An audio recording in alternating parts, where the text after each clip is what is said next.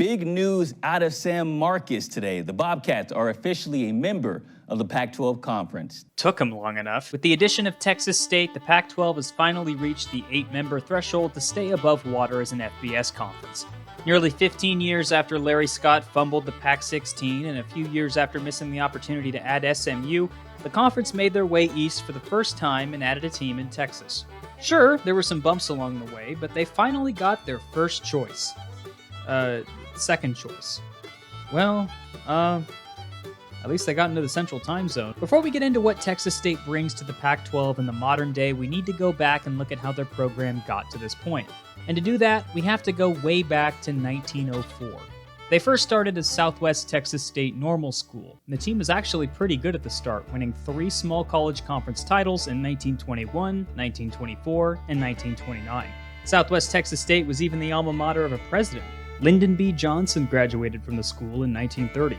But as an NAIA school in 1932, Southwest Texas State was a founding member of the Lone Star Conference, where they'd spend the majority of their time as a member.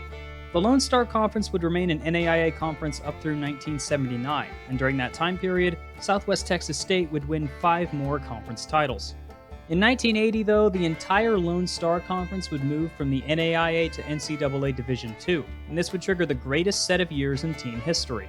The Bobcats would go 8-3 and win the conference again in 1980, but would win back-to-back Division II national titles in 1981 and 1982. They even went back to the playoffs in 1983, but lost in the first round. To date, that is the only amount of significant postseason success that the program has had. This immediate success was met with a quick move to the NCAA Division I AA, which would later be known as the FCS in 1984. They started the short-lived Gulf Star Conference, which would later merge into the Southland Conference in 1987. Despite their success in D2 not being that long ago, the Bobcats never placed any higher than 3rd in the conference from 1984 to 2002. But in 2003, a change took place across the entirety of Southwest Texas State's campus. They had literally outgrown their regional name. A name like Southwest Texas State made sense for a smaller school in Southwest Texas, but the student body had long since gotten too big to easily fit that moniker. The campus first started with just 11 acres in 1899.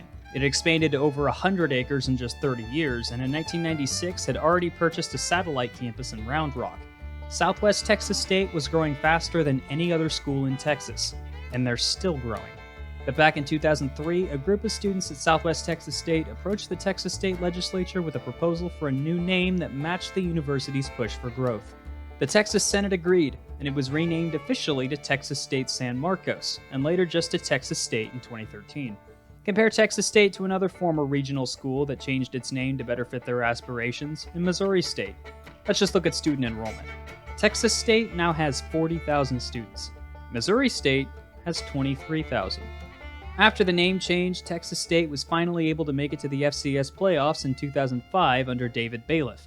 They'd make the playoffs again under Brad Wright in 2008, but didn't find the same success. The rapid growth caught up with them again in 2011, and they announced their move up to the FBS, where they joined the WAC in 2012. And then the WAC died, so they replaced North Texas in the Sun Belt a year later, finally finding a place in the FBS.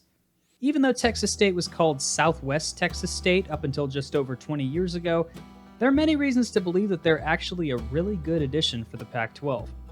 I actually think they're a sleeping giant in the conference and should start to be taken seriously as a G6 in the state of Texas, and here's why.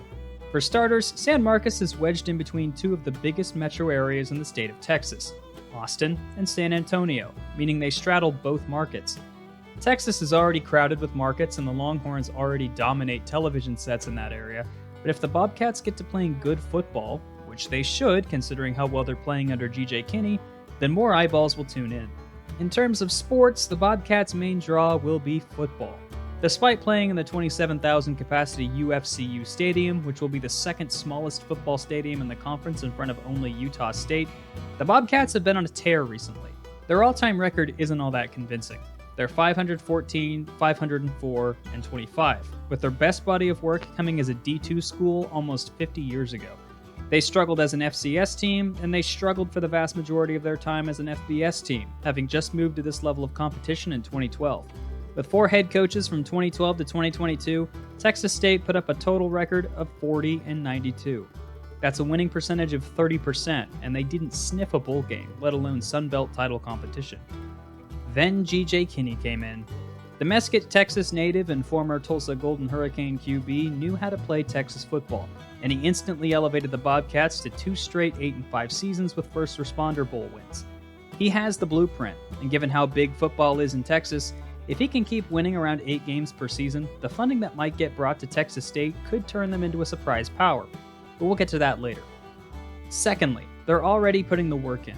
The university has experienced pretty much unprecedented growth throughout its whole life, hence why the name change from Southwest Texas State to Texas State wasn't just warranted, but necessary.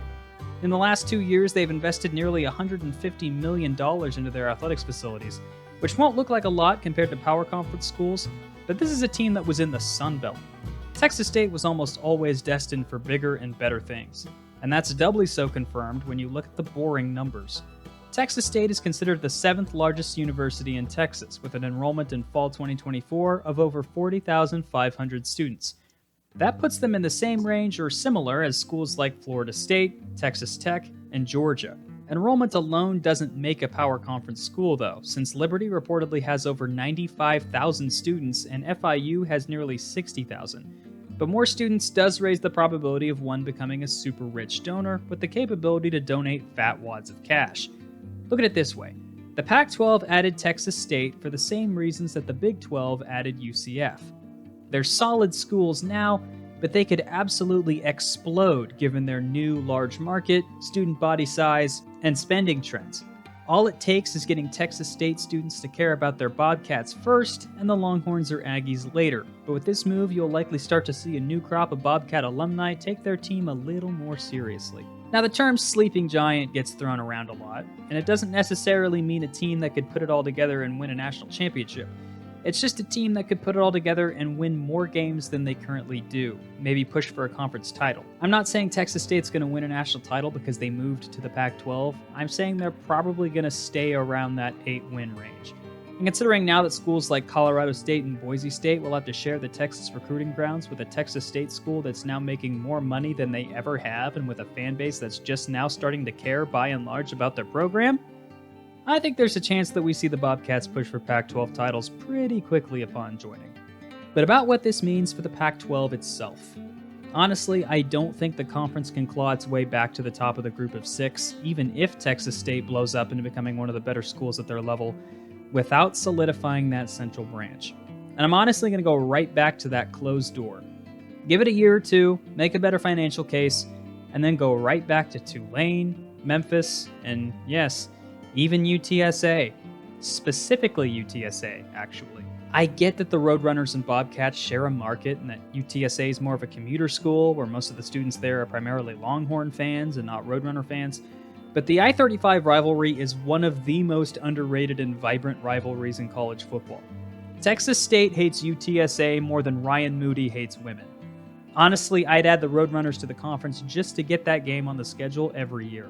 You add the premier G6 rivalry in the state of Texas, and the San Antonio market might just belong to the Pac-12. Teams like Tulane and Memphis might be able to come along later and solidify that eastern branch, making it so that the Bobcats aren't all by their lonesome out there. Heck, if you want to stake a claim in Metro Texas, just add North Texas for the Dallas area and Rice for Houston, given that those two teams actually put money and effort into sports upon entry. That door's not open right now, given what we know from Memphis's athletic director about buyouts from American conference schools, but it definitely isn't all the way closed. It could be open again in just a couple years. But that's just my idea. A lot can change in college sports in just 2 years, and Texas State and the Pac-12 are prime examples of that. What do you guys think about Texas State and the Pac-12? Sorry this video was a little shorter, but I'm working on 2 things right now. The K-State history and another video with my good friend Ace from the Aggieville Alley-Cats that actually doesn't have anything to do with K-State. Not on the surface anyway. But hey, you guys stay safe out there. I'll see you next time.